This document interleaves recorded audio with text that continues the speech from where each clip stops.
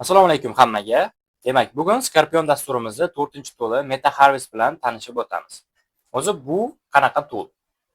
Meta Harvest vazifasi bizda saytlardagi fayllardan metadatalarni yig'ish. Metadata o'zi nima? Metadata bu rasmlarda, fayllarda qolib ketadigan ma'lumotlar. Masalan, telefoningizda bitta rasm olsangiz, ba'zan unda lokatsiya, rasmni qayerdan tushirgansiz, qanaqa model bilan tushirgansiz qolib ketishi mumkin. Fayllarda accountingiz, usernamingiz, emailingiz qolib ketishi mumkin. Ya'ni faylda orqasida shunaqa ma'lumotlar yozilgan bo'ladi.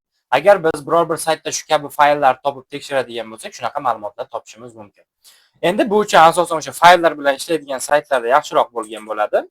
Hop, bizda fayllar bilan ishlamaydi MentorGui, lekin baribir ichida ma'lum miqdorda fayllar bo'ladi. Qanaqa ishlash tarzini tushuntirib o'taman. Demak, linkni kiritamiz va biz qanaqa fayllarni xohlayapmiz, qidiryapmiz. Masalan, PHP da qilingan bo'lsa, mana PHP ni belgilab ketishingiz mumkin bo'ladi. Endi bizning saytimizda JavaScript ni belgilayapman. JavaScript fayllar va PDF, XS, PPT lar belgilayapman, lekin bunaqalari yo'q. Rasmlarni belgilaymiz. Endi rasmlar ham ba'zan o'sha qo'shimcha ma'lumot berib o'tadi bizga. Mana bu yerda nechta fayl yuklab olish kerak maksimum shu ko'rsatilgan. Mana loglarda yoki text fayllar yoqib qo'ysak, serverda ochiq joylar bo'lsa, uni ko'rib olishimiz mumkin. Maksimum demak chuqurligi 3 ta. Bu degani nima?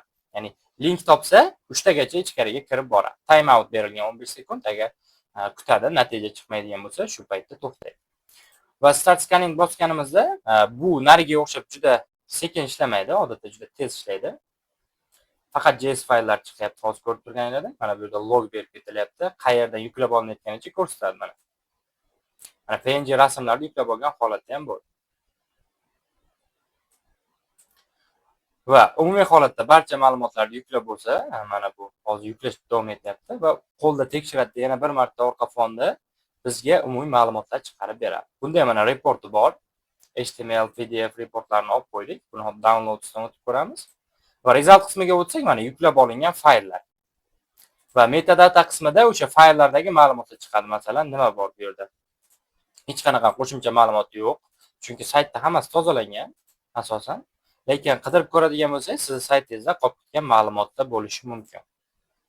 Xo'p, JS fayllar endi odatda bu frameworklar bo'lgani uchun qo'shimcha ma'lumot chiqmaydi. Xo'p, agar qanaqadir credential topadigan bo'lsa, mana bu qismda chiqadi. Email, parol yoki bo'lmasam lokatsiyaga oid ma'lumotlar bo'lsa, shu yerda ko'rinadi va grafik tarzda bu yerda yuklab olingan fayllar umumiy ko'rsatiladi. Ya'ni qaysi papkaning ichidan qayerdan yuklab oldi, borib ko'rishingiz ham mumkin bo'ladi. Xo'p, bu yerda ma'lumotlar ham saqlanadi. Mana email topadigan bo'lsa, agar uni saqlab ketadi. Xo'p, undan tashqari, demak, page saqlayapti bunda. Email rangi sal boshqacharoq. Mualliflar o'sha username'lar topadigan bo'lsa, qizil rangda beradi. Company topadigan bo'lsa, yashil rangli tarzda ko'rsatib ketadi.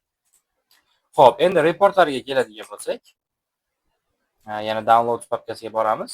Bu yerda mana Meta Harvest PDF ko'rsatilgan. 41 ta fayl topildi deyapti.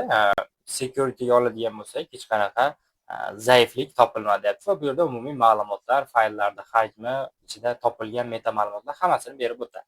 Agar qanaqadir credential topiladigan bo'lsa, bu yerdan ham topib kuzatib olishimiz mumkin.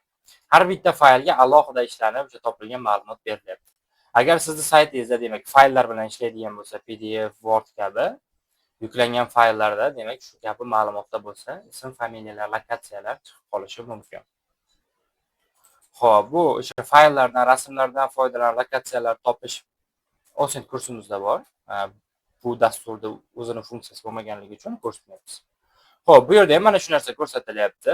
Endi bu HTML formatda dizayni sal yaxshilangan bo'ladi PDFdan va o'sha ma'lumotlar, ortiqcha ma'lumot demak saytimizda topilmadi. Ya'ni sayt maksimum tozalangan, har bitta fayllar, rasmlar yuklashdan oldin metadatalar o'chirilgan endi.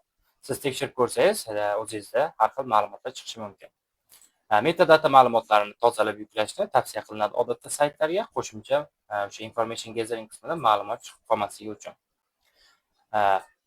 Demak, toolimiz haqida ma'lumotga ega bo'lmaganlar uchun pastda linkini qoldiramiz. O'sha yerdan o'tib yuklab olib, ishlatib ko'rishingiz mumkin bo'ladi. Xayr, sog' salomat bo'ling.